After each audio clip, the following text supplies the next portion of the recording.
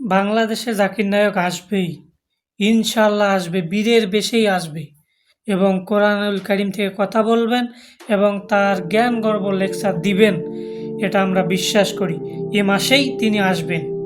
এটা নিয়েও দেখলাম ইদানিং সময়ে অনেক ফেসবুকে, ইউটিউবে বলেন ট্রোল চলছে যে জাকির নায়ক আসতে পারবে না।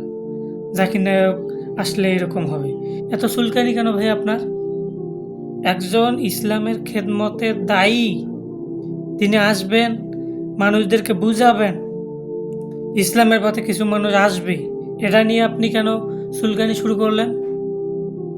কেন আপনি চুলকানি শুরু করলেন? আপনার কি সমস্যা? বাংলাদেশে জাকির নায়ক আসবেই, ইনশাল্লাহ আসবেই।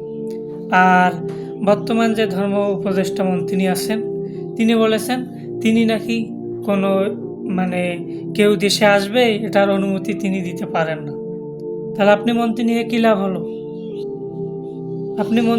কী লাভ হলো?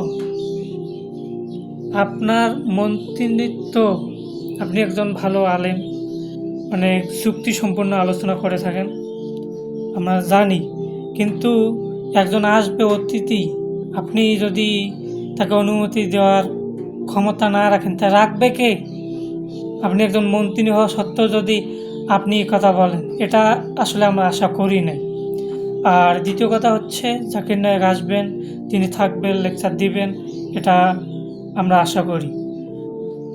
যারা জাকির নায়কের পক্ষে আছেন, সমর্থন করেন, তারা ভিডিওটি শেয়ার করবেন এবং চ্যানেলটি সাবস্ক্রাইব করে আমাদের সাথে দেখবেন। ধন্যবাদ।